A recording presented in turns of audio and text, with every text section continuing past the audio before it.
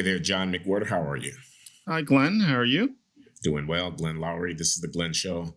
We used to be at bloggingheads.tv. Now we're at the Glenn Loury Show YouTube channel and at substack.com, glennloury.substack.com. The Glenn Show. John McWhorter is my conversation partner every other week. We've been doing this for quite a while. We enjoy each other's company. We do. Enough to be able to share each other's company, but we also enjoy this electronic friendship and this regular conversation. So welcome. We do. Thank you. To the regular conversation. What's up? What's up? You just back from Brighton Beach? Is that what you told me? Yeah. I was in Brighton Beach and I was having some lunch, and sometimes Russians are like English speakers in that they think that everybody speaks their language. You know how if you speak English, you feel like everybody speaks English? Sometimes Russians can be that way, especially if it's where everybody's Russian. And so apparently I'm Chechen or something. And so the waiter, they just kept firing away. And but I didn't understand some of it. I was able to understand about 60%, and I was able to say what I wanted. And, after I say a couple of things, they must know. But, basically Russian is so much the thing in Brighton Beach that you'd forget you were in America. So I managed, I actually got the food that I asked for and managed to say what I thought of it. But it was a strain. So that was my afternoon. I think I saw that movie. The movie in Brighton Beach where everybody was speaking Russian. It's like a different country. You can live a life there and not speak English. It's neat. Really, it's like you're walking into a whole different place. But yeah, the language part can be a challenge sometimes. How is it that you are a linguist and you love languages, but how is it that you're able to understand half or more of a colloquial conversation in Russian? Well, first of all, in that situation, it's a very limited context. Like you always know what they're talking about. You don't have to worry that they're going to go off and start talking about quantum physics. And then I've always had a great fondness for that language. I am proud to say I taught it to myself. It's hard. I don't speak it with any kind of fluency, but I'm better at understanding because I've worked at that within that narrow context. And for me, languages are like Mount Everest. It's like you're climbing it and you try to get good at it. And my girlfriend is Russian, and so she could kind of intermediate. And so, I have gotten better because of her. So it was an adventure. Now, I remember reading a column of yours where you were recommending software. Not that we are in the commercial business of advertising anybody's product, but you were very passionate about, you say it's not Babel, but it is. And Glossica.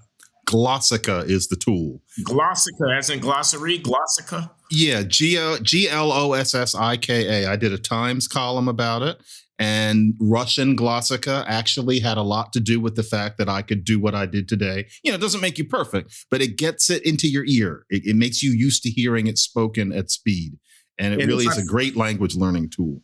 If I followed you, it was like 1,500 sentences, the same sentences substantively in every language that Glossica is teaching. And what you do is you listen, repeat, and memorize those sentences. And before too long, you've got the gist of the language, but no declension, no conjugation, no massive glossary of. And the truth about Glossica is, and I hate to say this because Michael Campbell, who has put it together, isn't going to like it, and I have huge admiration for him. If you're going to know a language well, there are things that you have to learn where that method alone isn't going to do it. Like with Russian, you need to know some endings. You need to know some irregularities. And just now it's 3,000 sentences, but the 5,000. But the sentences alone are not going to teach you those intricacies completely. You need some side help. I've studied those things myself. But in order to feel how to use those endings and to hear them in passing and to see how they really use them, Glossica is excellent. It works better with some languages than others. But still, Glossica is good with any language after you've gotten to a certain point. Yeah, it's fun. Glossica made it so that I could pretend to speak Russian at that table. That's exactly what it did. And, then after a while, if you want to get really good, then you just have to sit there and immerse yourself for real. But it will allow you to get halfway there. It's fun. Good product. You are revealing yourself to be an interesting man, John Hamilton McWhorter V. You are revealing yourself to be a cosmopolitan. I'm not obsessive and strange is what I am, but it's nice to have a different experience, just to try something out for an afternoon and get stuck on the highway. But that is what happened. Well, my closest brush with the Russian language is that I used to be a chess player in my youth, and coming up in Chicago, there was something called the Chess Pavilion at the Oak Street Beach on the near north side of Chicago, right on the water. And it was a very nice shaded game spot with chessboards etched into the concrete, and people would bring their pieces, they'd open the pieces and they just play. And all these Eastern Europeans, and including Russians, would congregate there because, chess is a pastime in that part of the world. Culture for them, yeah. And they would curse each other and gesticulate and vituperate and all of that kind of stuff because they were really passionate about the game, calling each other's name, getting all riled up about it. And given the fact that a little bit of money was riding on every one of these contests, you could see how temperatures would get high. And I would stand there and watch these guys, and every now and then I'd challenge somebody to play a game. It wasn't very good, but it was a glimpse of another world and another way of life. Still, it's the components of the culture are different, and you have to be there to get that sense of it. Yeah, that's exactly the sort of thing I mean. Your girlfriend is Russian. People are going to be interested in that, John, since you're now, you're eligible. You're one of the most eligible bachelors walking around, I should think. She is Russian. She is Russian, and I'm going to leave it there for now. But she is Russian, and it's going well. It's going well. My lovely wife has stepped out. Otherwise, I would bring her on set so that she could show that even though I'm an old man, I've got a very beautiful younger wife. She's a wonderful partner. I'm so fortunate to have her in my life. Loury, my wife, of Bernie Sanders supporter, as I have revealed here in the past. It's a mixed marriage over here, but that's right. We learn how to manage it. But this is our wedding anniversary weekend. 4 years. How long has it been? 5 years? 4 years. 4 years. Blissful matrimony, except for the political arguments about the merits of the Bernie Sanders campaign. But we're ensconced in a beautiful suite here at the Chatham Bars Inn on the Atlantic Ocean in Chatham, Cape Cod, Massachusetts, and are enjoying a getaway. But not getting away from Glenn and John at Blogging Heads. So what are we talking about, John? What's on your mind, man? You know what? I know something. We briefly touched on this show probably 2 months ago, the study or the two studies that have come out recently that point up through empirical documentation that most of the people who lived in redline districts back in the 30s and 40s were white, which is something I don't think everybody knew. I certainly didn't know that. The way the story is usually told, you would think that these lenders drew these red lines around the black neighborhoods. That's what I always thought. The idea being you don't lend to them. But actually it wasn't that. It was about socioeconomics. And when those lines were drawn, most of the people who were in those neighborhoods were white. And what one of the studies that is getting around shows, and this is something that I had no idea about this, is that because I've been stuck in traffic on blanking, the housing loan thing. Federal home loan, something. The other one, the one that begins with H. There are two. And the other one, which was just as important, that begins with Federal Agency to Promote Home Ownership Amongst American Citizens. Federal Housing Agency was kind of stingy. But then the Homeowners Loan Corporation, they were much more generous. They actually gave a lot of loans to black people who are within those districts. And so all this is to say that it's an interesting statistic. 82% of the people in red line districts in 10 major American cities in the 30s and 40s were white. On the other hand, in those same districts overall, 97% of black people lived in those districts in the 30s and 40s. So it's not that there wasn't a problem. Almost everybody black lived in there, but most of the people in the districts were not black. And that's a lot of people too. I never knew that. And I wrote about that in the Times. What do you think? What do you think of that? What do you make of that? Well, it's a coincidence in that just last week here at the Glenn Show, my guest was David Kaiser. He's a historian who's taught at the Naval War College most of his career and also at Williams College. He's now in retirement, but he still follows the historical scholarship very closely. And he was making a broader argument because it's not just redlining, but also aspects of the GI Bill, aspects of the New Deal, aspects of the Wagner Act on labor relations and whatnot that are all said to have been biased against Blacks. And he wanted to clarify that, well, Blacks were adversely affected to some degree by some of these actions, but the interpretation that they were intended to disadvantage Blacks specifically is not accurate. And about the redlining, he pointed out exactly what you've just said, which is that if you look at the areas that were redlined, the majority of the population living in those districts were white. But he also noticed that the tendency to evaluate a district as worthy of being redlined depended, among other things, on the proportion of the population living there that was Black. So if Blacks started moving into a white area, that made it more likely that the area as a whole would end up getting redlined, even though most of the people in the redlined area would be white people. So there is a little something to the idea that there was an anti-Black element in the redlining process, but it can easily be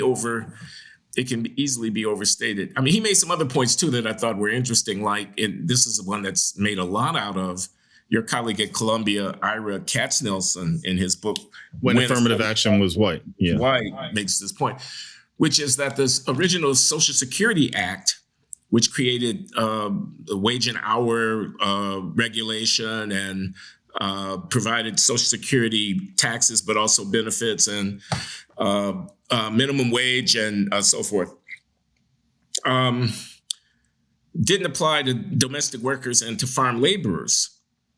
And that this was in part a response to pressure from Southern politicians who were part of the Democratic coalition in Congress that passed the Social Security Act. And that's been interpreted as an anti-Black action. But just like in the redlining case, most of the people actually employed in those occupations were white.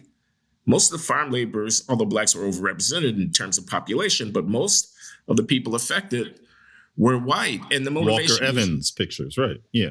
And the motivation was not specifically anti-Black as much as it was administrative difficulty, at least as perceived by the enacting Congress, of getting compliance for occupations where there might be a lot of turnover and people moving around and whatnot, like farm labor, and a lot of interpersonal relationships, a very informal labor market, the domestic service market. If you got somebody taking care of your kids and cleaning your house, that's very hard to get the paper trail on that and to make sure that people are actually complying with the regulation. So the reasons for exemption were somehow more benign than simply, we don't want Black people to be benefiting from this legislation. And it's interesting because a certain kind of person, and that person is not uncommon, will hear that and they'll say, it must be that those bigoted Dixiecrats, and they were, we know, these are outright bigots, these bigoted Dixiecrats must have said, we don't want Black people to get help. Is it really true that these Dixiecrats were so concerned about these bureaucratic issues as opposed to keeping their quote unquote nigras down? And I'd be interested to know whether there's proof either way. I also think that that kind of person would also say, what this shows is that what they were interested in was keeping Black people down. And as far as they were concerned, it was a nakedly classist era too. And they didn't care if it also dragged down a lot of white people without much power. That's the sense I get from a certain kind of person. And I wonder what an expert would say to them. Well, I'm not an expert, but I'll make a stab at it. I think it's the tail wagging the dog. The idea that, for example, the Wagner Act, this is labor relations, makes it harder for unions to organize in the southern states. And you could interpret that as an anti-Black move to keep the Blacks out of unions. But a stronger historical argument, according to David Kaiser, is that the Southern political and business leaders wanted to make the South a union-free region so that they could attract capital away from the Northeast and the Midwest, where most of the industrial activity was concentrated. They wanted to be what Southeast Asia eventually became in a globalized world, a place where you would run for lower wages and more business-friendly legal and tax conditions. They were trying to grow. That was their strategy. The strategy for promoting economic growth in the region was to make it very attractive for industry to locate there relative to other parts of the country.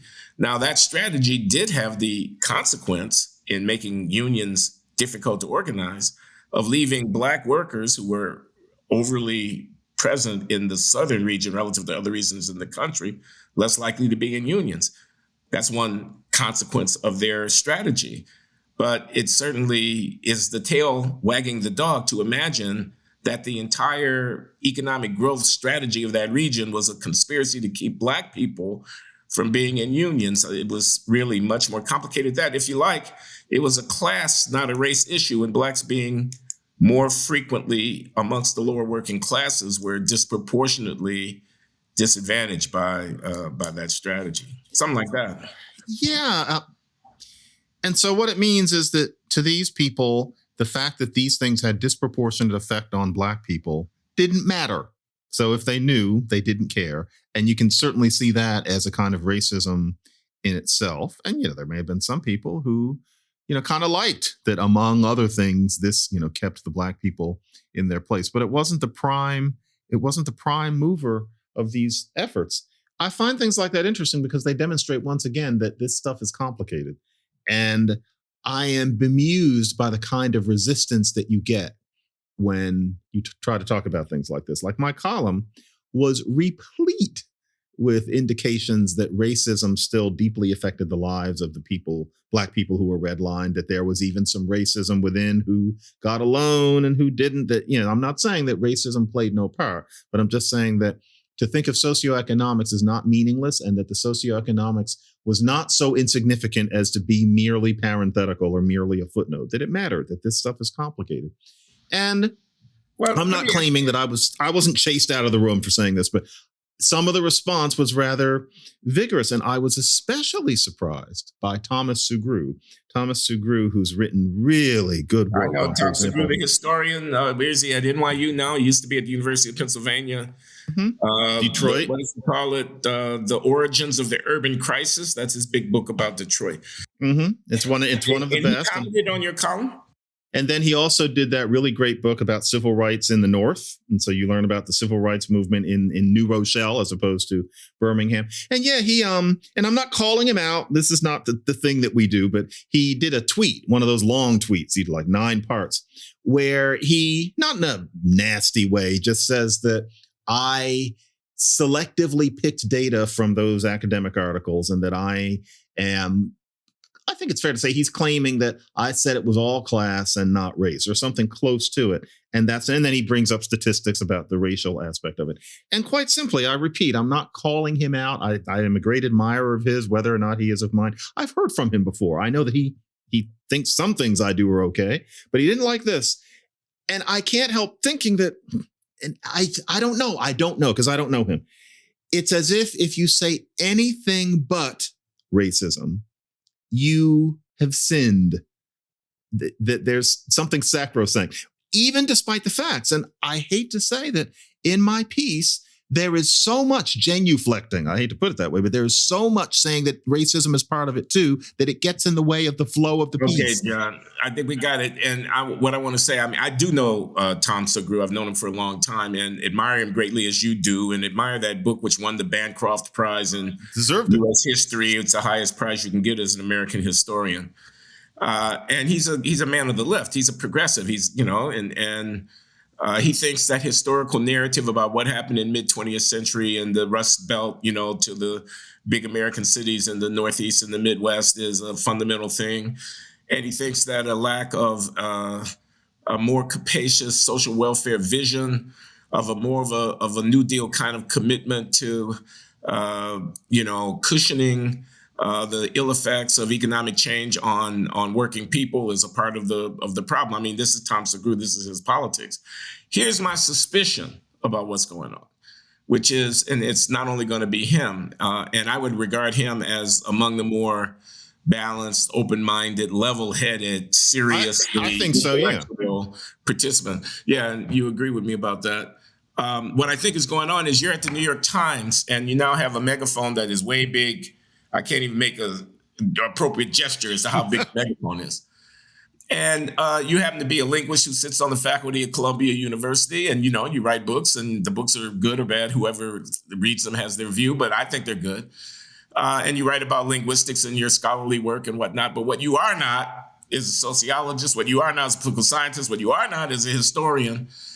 And nevertheless, the perch that you occupy gives you the authority to pronounce, and your pronounces have a certain gravity simply because of where they're coming from, and people will be influenced by what you say. So when you attempt to shift the narrative from the settled understanding a la Ira Katz-Nelson when affirmative action was white to something less friendly to arguments for affirmative action protecting blacks, or less friendly to arguments for reparations for the crimes of the past or whatever, those are fighting words. We're now fighting over how we're going to tell the story. And who are you? Again, I don't know that this is in Tom's mind, but it could be. It's certainly a plausible account challenging you in a long tweet, which might be seen by 100,000 people, is a way of raising the question: does he really have the authority to tell us how we're supposed to think about this? And you know what?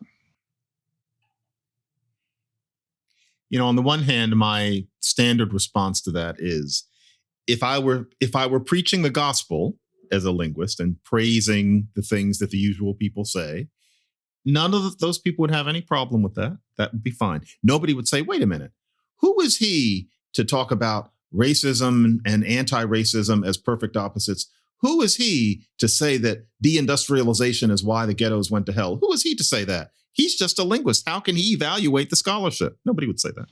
Then on the other hand, that's the answer. But then on the other hand, I must admit, if these people were in the Times saying things about language, and they say, well, I've read a lot of the books, I've thought about this, but they don't have a degree, would I not say, if they weren't preaching my gospel, how dare this architect, how dare this social scientist preach about linguistics when they don't really know? I'm not sure I'm that noble.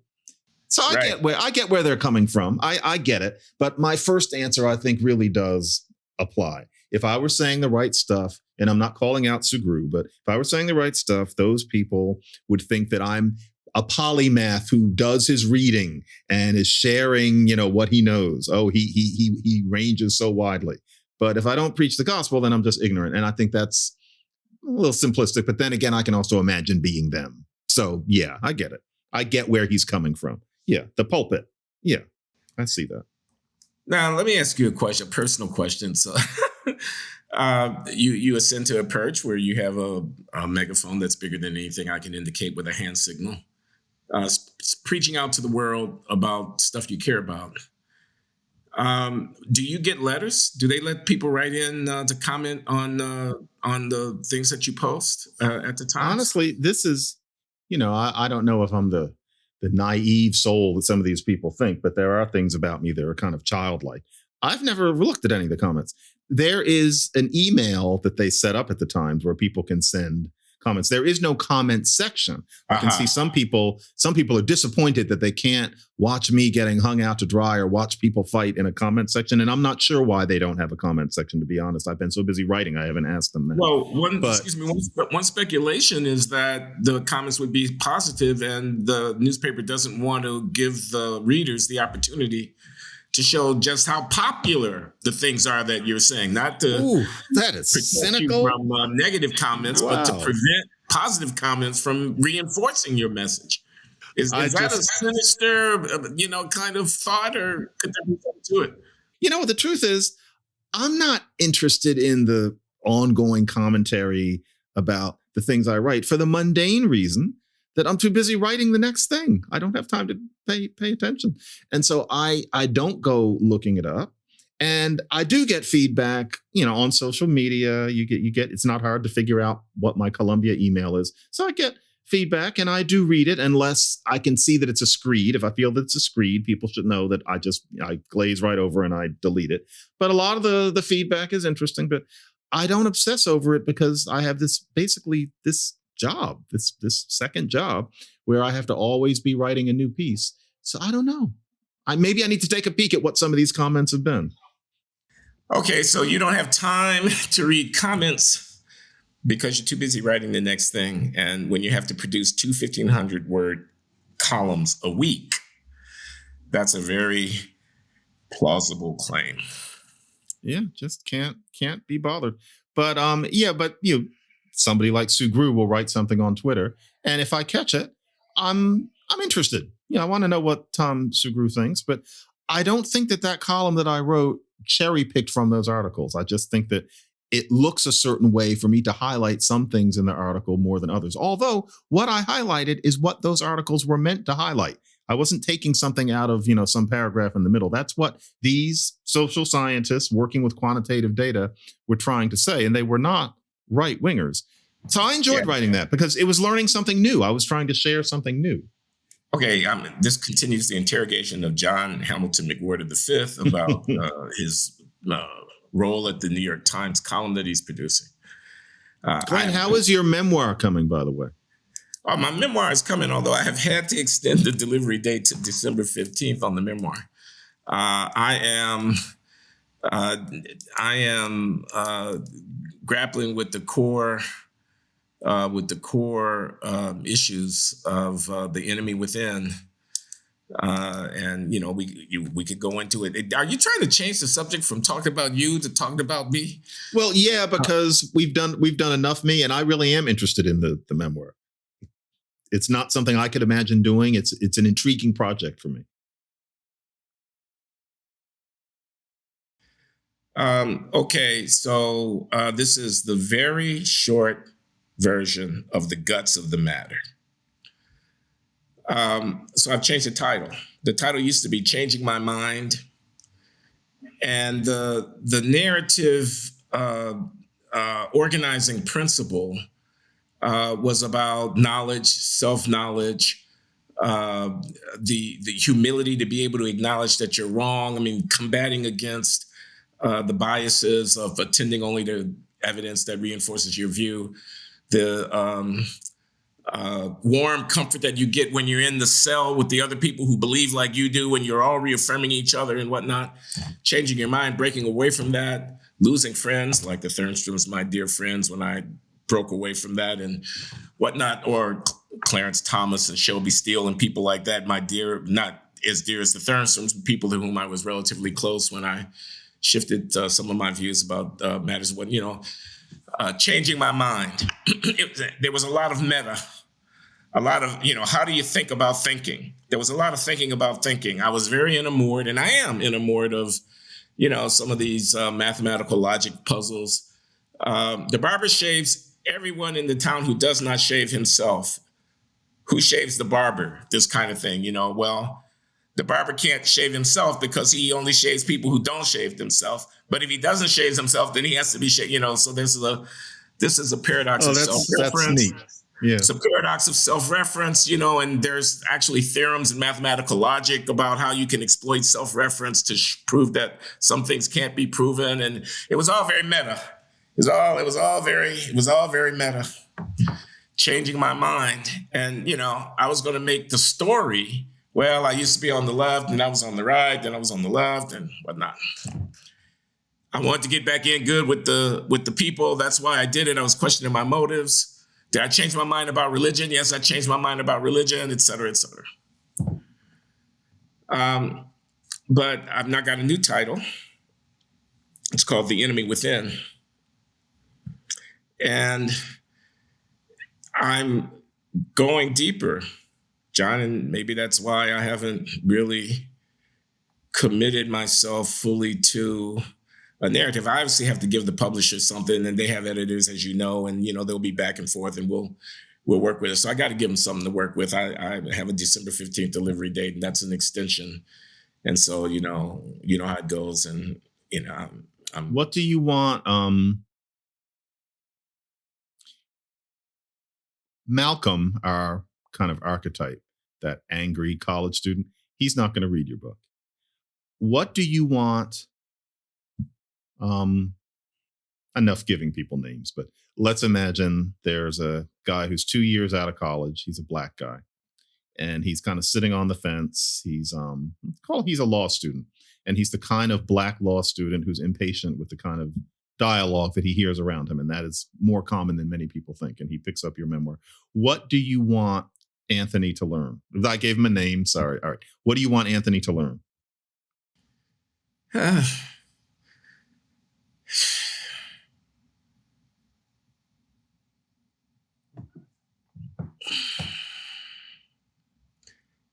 I want him to know that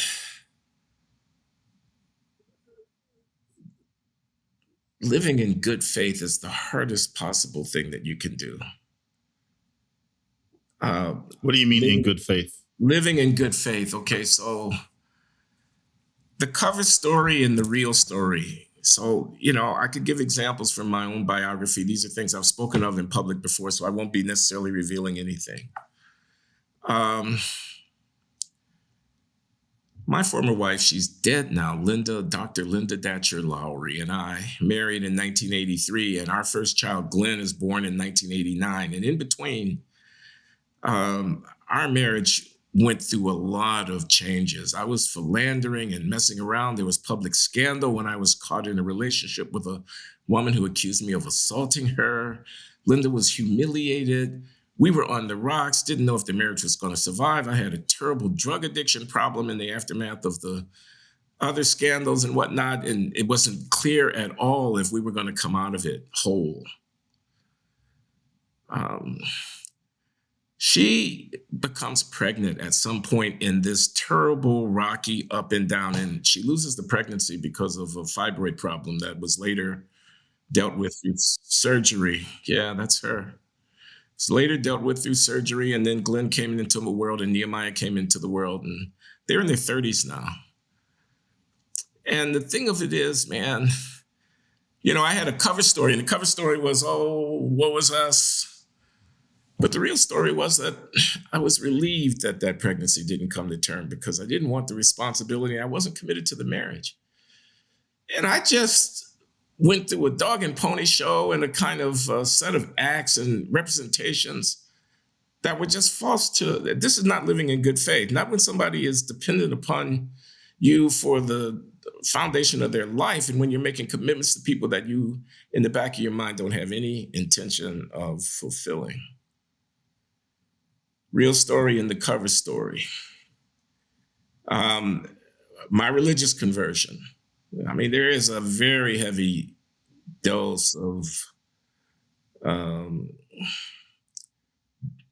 beneficent self-delusion in the credulity with which I embraced some of the practice and the doctrine, which, if I allowed my critical faculties to have full sway, would have kept me relatively more agnostic and relatively less fervent.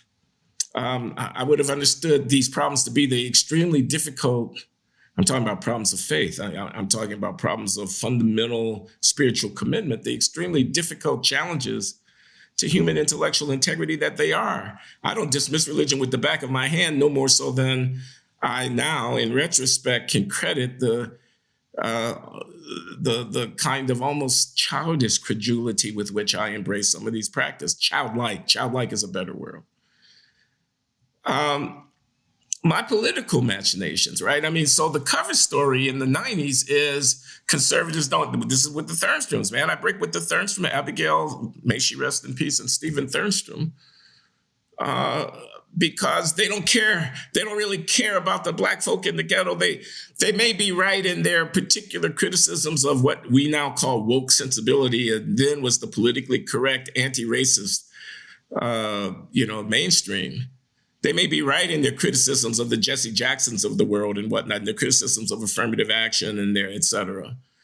But they don't really care about the people. They're prepared to turn their backs on them. I arrogated to myself a kind of high-handedness a kind of moral superiority that carries all the way through. It's 15 years of my life between 1995 and 2010, where I'm just on this rampage against these indifferent conservatives. I blast my friends and colleagues at the American Enterprise Institute, which included people like Charles Murray, who perhaps deserved the criticisms that he was getting about the bell curve, but that didn't deserve the vitriol and the kind of smug, backhanded, dismissive tone that I brought to some of the pieces I put in the New Republic about Charles Murray. I end up calling James Q. Wilson, the great political scientist at Harvard and then out at California at Pepperdine. He was at UCLA for a while, and then he finally finished his career at Pepperdine. I mean, I say he died with blood on his hands. He is indeed the architect of broken windows theories about policing. He is indeed the architect of we need more people in prison in order to control the crime problem. He was a very vigorous defender of a muscular anti-crime strategy. He wrote a book called The Moral Sense, in which you could accuse him of, a kind of smug moralizing and whatnot. He was a disciple in some ways of Edward Banfield, The Unheavenly City, and so on. This is Jim Wilson. He was a great political scientist, massive footprint in terms of his impact on policy and on thinking about American politics. But I just, so who was this guy? It was just too easy to do. I'm talking about the cover story and the real story. I'm talking about integrity and living in good faith intellectually. I'm talking about not taking the easy, self-aggrandizing path, being prepared to say that you're wrong about something, etc. And I'm out there in the wilderness from the liberals because I'm this bad boy, Black conservative. Then I'm discredited as this joke because I've fallen on my face and I'm in, drug rehabilitation and whatnot, even after I had been constantly criticizing Black society for the failures in the behavioral matrix, taking care of children, sexual profligacy, lack of responsibility, criminal behavior and whatnot. And I'm caught up in this. And, I just so desperately want to try to find a place to stand where I cannot feel ashamed of myself, where I cannot indeed be held accountable for the things that I am indeed accountable for.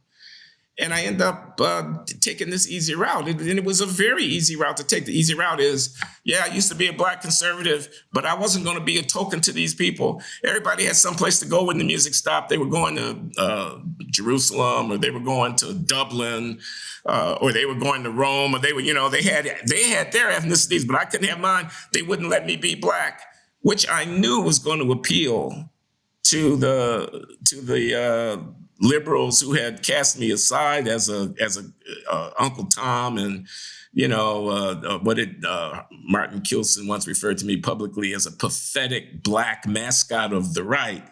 I knew that I could redeem myself with them by making this move, but I wasn't being true to myself, and I definitely wasn't being fair to my friends and associates on the moderate right. I mean, not the far right, but the moderate right, who were often at the butt end of my criticisms. I don't know if you've ever read that piece on the Thurnstroms that I put in the Atlantic in 1997. It's 7,000 words long. Well, I did read it by chapter, and it tears them a new asshole in every paragraph. I did read it. It's one of the reasons I loved you so much in that era. I remember what was, I think, the second to last paragraph where you actually nailed down that what they miss is the compassion. I remember that very well. And I know that was the end of You and Them. That was, they didn't like that one.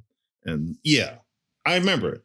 My formulation was they worry about the figment of the pigment, Black, you think that your skin color is reality, you're a Black guy, and so you walk around, that's all you see.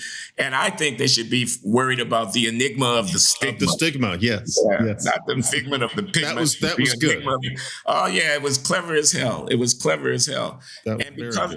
Because I could, wield my command over various social science literatures and whatnot, I could give it a respectable more than a patina. I could make it respectable. I could make it a respectable criticism, but it was in a way meaner and more personal than it needed to be. It was not only in the service of correcting the record. They have a book. The book says certain things. I'm not sure those things are entirely true, but it's a way of pumping myself up as this guy who had broken away and trying to draw the accolades from the crowd in a certain way, playing to the crowd, which is the question that I was going to ask you about whether or not you ever feel tempted to play to what you imagine your audience, now that you have a much bigger audience with your time column. But I'm not trying to escape the spotlight here. I'm just saying that's what I mean by living life in good faith. That's for someone who has opportunity, who has talent,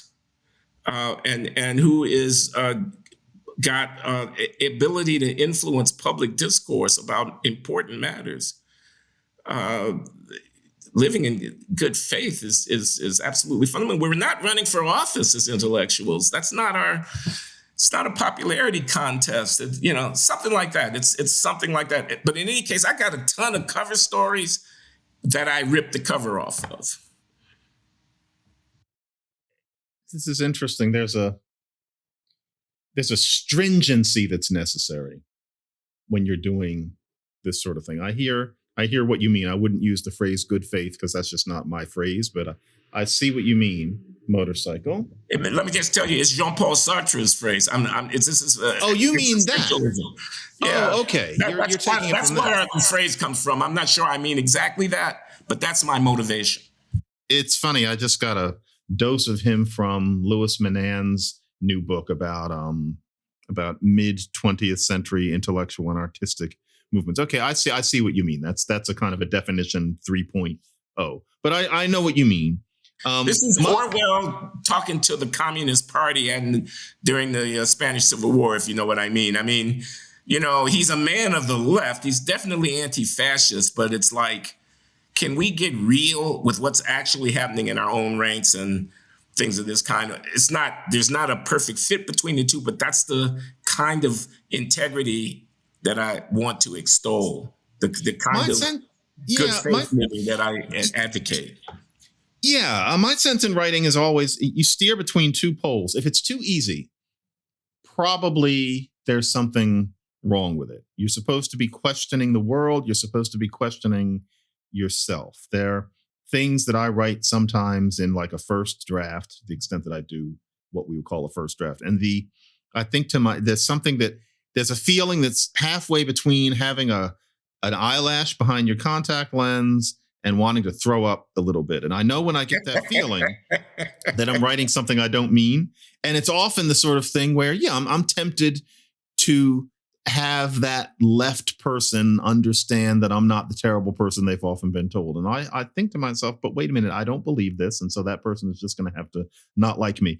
That impulse. But then on the other hand, to not be writing just to throw bombs and trying to get people upset, because that's wrong too. That makes me want to throw up a little bit as well. So it's just striking that middle road. But I'm perplexed by some people where it seems that they seem to genuinely think that, especially when you're writing about race, that if it feels easy and if it feels good and if it feels tribal, it's good. It's the good with a capital G. That it's virtue, to go really pretentious in the sense of Aristotle, that it's excellence. When it's easy, tribal, makes you feel good, is probably personal rather than abstract. I distrust that. Sometimes things that are all four of those things are the good. They are virtue. But just as often, you could have, the truth is more elusive than the person might think. And it would require a little bit more work to find it, I often feel. But I see what you mean. I see how you might. It's funny, I met you during that middle phase. You played the part well. I wouldn't have known that to an extent you weren't being yourself. Like when you and I ran up against each other at Harvard back in, I think, 2003. I didn't know that, and I'm not saying you were putting on an act, but I didn't know that you were wearing a different costume than what you would now think of as your true self. And that must have taken a lot of work. Yeah. Well, I wasn't really consciously aware of, I am now going to act the following. It's only in retrospect that it becomes clear to me that that is what was going on. I mean, and the feelings. It's not just ideas. It's also, embodying the role. It's like the energy that comes from it. And self-righteousness is a drug, man. Self-righteousness is a very, you think you're right, the other people are wrong, and you're going to finally tell them. And especially when you're a convert, especially when you come in from the opposite end of the thing. Oh, yeah. You're now in there, and the scales have fallen from my eyes. I know where this McWhorter and losing the race is coming from because I've been there. But that is a dead end for this McWhorter, and he's using his own black people as butts to stepping on them, stepping stones to his own, and et cetera. And besides, everybody's against McWhorter. Doesn't it feel good to be on the team for a change instead of being the one in the box? It's tempting. It feels good, that sort of thing. I completely get that. It's interesting though, because there is a little social media stream that's saying that it's interesting. Whenever I say anything in the Times that is leftish, they're thinking that the Times is Stepfording me in some way, that I'm currying to my new bosses so that I don't get fired, especially because on language I sound lefter than I do on race. But no, it's not that. It's that I'm writing what I really believe. But people are on the watch for us in that sense, and they should be. Are you saying what you really believe? And we should try as hard as we can to do it. That's for the memoir to be focused on that, for that to be a fulcrum. I can't wait to read it. That's The Enemy Within. The Enemy Within, as a kind of political stance about racial inequality and what's wrong with Black people and families in disarray and too much criminal behavior and school failure and no attachment to the workforce and, raunchy hip hop and a kind of self-defeating behavioral trap. And we got to get above it, self-help. We got to rise above it, rise to higher ground. Right? That enemy within, which when decoupled from politics, that is to say, what did you have in mind for the government to do? Which policies were you actually advocating? How do you understand the long history going back to slavery of the circumstances of African Americans? What's your political economy? What's your larger macro vision? All you've got is a whine. All you've got is a scold.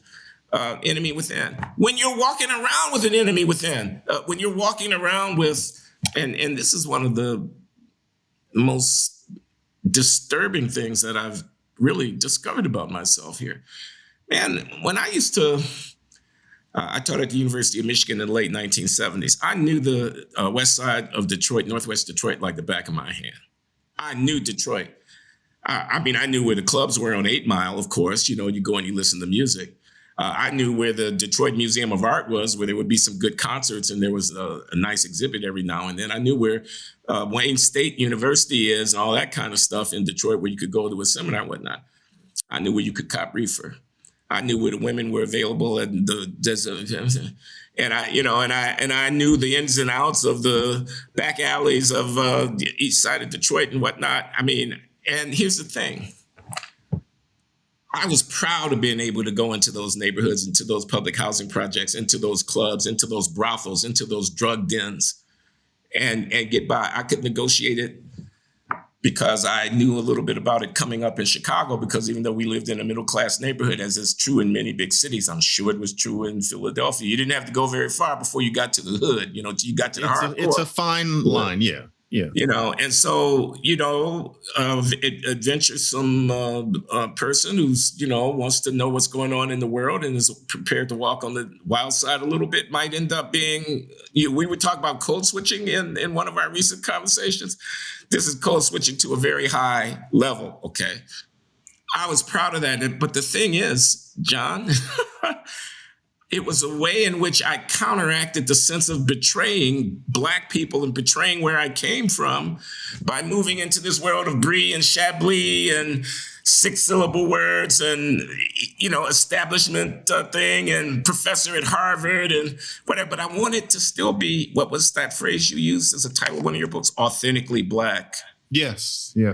Now, it's one thing for somebody on the outside to say, oh, you're a conservative, you're not authentically Black. Oh, you read Russian literature, you're not authentically Black. Oh, you speak like this, you're not authentically Black. It's another thing to think that if you couldn't arrange for a night on the town in the darkest part of town without getting robbed. And if you couldn't do that, you weren't authentically Black. I was actually associating subconsciously, in any case, I don't know how explicitly conscious, I was associating being Black, not having lost it, not having lost the contact with my people, with the least honorable and most morally suspect and most exploitative. I mean, these relationships were not, I'm the one that came with the $100 bills. You understand what I'm saying? This was terrible kind of corruption. Okay. And I flew right above it.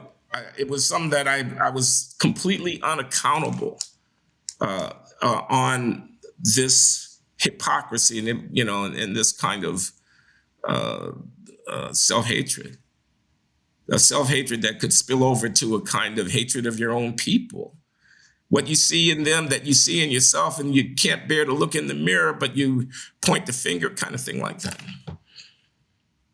You know something, Glenn? Before we finish, I want to throw something out here, because everything you're saying is bringing to mind to me certain things. And you're talking about the 90s and the aughts. Notice the things you were talking about. Affirmative action. Is hip hop bad? What's wrong with Jesse Jackson? Notice how those things are beginning to sound a little antique as the sorts of things that you were expected to talk about when you were a quote unquote Black conservative back in that time. That's when I come in. I come in at the tail end of that. Those things. Notice that the terms of the discussion have changed these days. The big challenge now is not affirmative action, good or bad. That's in there, but it's not nearly what it was in 1998. Today, our responsibility as people who think about race is to answer the question, how do we dismantle systemic racism? And with that term being used. And of course, the question is, what is systemic racism? You and I are responsible for having a response to that question put that way, because if we don't, we're not doing our job these days. So 1998, Black people and the family. Why are there so many single Black moms? Well, there aren't quite as many now, and welfare is not now what it was then. It's a new set. And sometimes I feel like I want to make sure that we're adequate to answering that question. How do we dismantle systemic racism? Because that's what people want to know now. And there are now people who are pushing 40 who don't remember when everybody was sitting around talking about whether hip hop is bad or not. They want to know, how do you dismantle systemic racism? I'm trying to formulate answers to that question, because notice that sometimes you and I are thinking about the stuff we think about. And here comes this other person who wants to know, well, how do you dismantle systemic racism? Do you feel that you have ready, smackdown answers to that question? I'm still working them out, because I'm not sure I know what systemic racism is. I'm not sure I think that the concept is validly limbed, L-I-M-N-E-D. But I think we need to be able to answer that question. Not in this discussion, but still, because that's everything at this point. Well, I'll say two things here. First of all, no, I don't know the answer. How do we dismantle? I mean, I don't have it.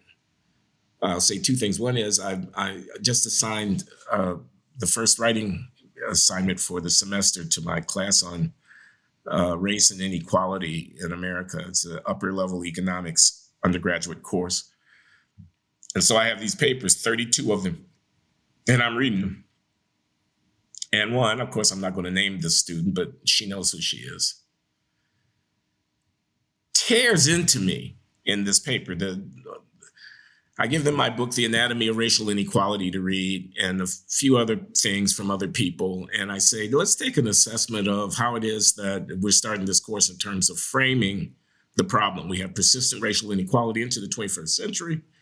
There are all these different statistical indicators of that. We've had a civil rights movement, and that's 50 years back. We're now in a new era. Everything is different. The demographics are different. The economy is different. Globalization is here. Nationalism is a force in the politics of nations on several continents. We've had, and now have had, and he's gone, Donald Trump, white reaction, et cetera, et cetera. How do you feel that these readings have equipped you to deal with the thing? And the student writes brilliantly, basically, you let me down, Prof. I thought we were going to get to the bottom of systemic racism. All you got is wagging your finger at the mothers who got children out of wedlock and pointing out that the Asians are scoring high because they work hard, and that mass incarceration isn't what it used to be because the crime has gone down and policing is not everything that Black Lives Matter says. That's all you got? You can't tell me how to solve the great moral problem that confronts this country. I'm not sure I should take you seriously. Now, she didn't quite put it exactly like that, but that's how I felt after I got through reading her paper. You are addressing the issue that I'm talking about. Yeah, exactly. And I don't have an answer. And moreover, in my little pieces in City Journal and Quillette, where in some of the speeches that I've given that a person could find easily by just going into Google, I, in virtue of not having an answer, have dismissed the question. Systemic racism ain't shit. That's what I've been saying. Systemic racism is just a bunch of rhetorical mumbo jumbo. Ibram X. Kendi is just blowing smoke. Nicole Hannah-Jones, etc. I mean, not getting personal to these people, but they do come up because they're prominent. But what I'm saying is, I've been giving it the back of my hand. I've been saying history is more, and it is. History is more complicated than these jokers are letting on. History is not a playbook for your political program. History is nuanced and subtle and difficult to know and hard to fathom. But I am confessing here now to you, as you put the question, and in light of my desire to tell Anthony, is that what you call him? That he's Anthony, yes. That he should live in good faith, that he should live a life of intellectual integrity, that he should be prepared to admit that he's wrong. And when he doesn't know something, he should be able to say that he knows it. He should be suspicious of his own motives for doing things. If it feels too comfortable, it might not be right. It might just be the path of least resistance. I have taken the path of least resistance on the question that you put before us of what do we do about systemic racism? Because I'm denying prove to me that the system was the one that, I'm dodging the question. We need to try that question next time. Because, the whole thing, what is systemic racism? My question is, should we be calling it racism? If there's an it still, why are we using that term? And is it some one thing that we can do something about? And if it isn't, should there be one term? And, I'm really not certain as to what the answers to those questions are. But yes, we need to talk to Simone. Your student's name is Simone in my head. Let's let it be Simone. That's fine. Yeah. Simone has a genuine question. Simone also has got real guts. I'm admiring Simone for pulling that on you. She got the highest grade I could give. See, because Simone, it was brilliant. It hurt. It hurt like hell to read that paper. It was brilliant. Which was a sign that it was probably real. Yeah, Simone deserves an answer. So next time, we don't need to keep calling this person this, but let's address Simone because she deserves a real answer, I think. Well, John, I'm glad that you're my friend. And, me too, Glenn. In the context of our friendship, you can help to hold me accountable to my own highest intellectual standards. And I think we got a wrap here on this conversation. I think it kind of closes itself and it points the way forward. And we're hoping that listeners will continue to follow. This will be 2 weeks before John and I post again. And in that conversation, we're going to take this one on more seriously than we have done to date. We'll call it a reply to Simone. Yes. A reply to Simone, indeed. Okay, Glenn. All right, my friend. Take care. We'll see you soon. Righto.